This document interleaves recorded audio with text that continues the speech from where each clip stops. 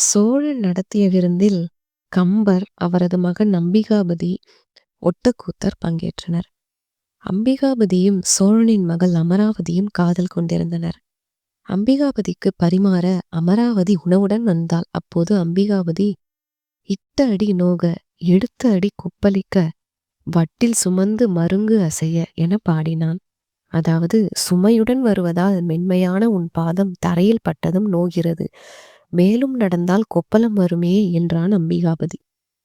இது கேட்டு சோழன் கோபம் கொண்டான். கம்பர் சரஸ்வதியை தியானித்தபடி, கொட்டி கிழங்கோ கிழங்கு என்று கூவுவாள் தன்னாவில் வழங்கோசை வையம் பெறும் என பாடலை முடித்தார். அப்போது வீதியில் கிழங்கோ கிழங்கு என்று கூவியபடி பெண் ஒருத்தி சென்றாள். கிழங்கு விற்கும் அவள் சுமையால் பாதம் நோக நடப்பதை பாடல் தெரிவிப்பதாக கருதிய சோழன் சினம் தணிந்தான். அப்பெண் சாட்சாத் சரஸ்வதி தேவி என்பதை உணர்ந்த கம்பருக்கு கண்ணீர் பெருகியது.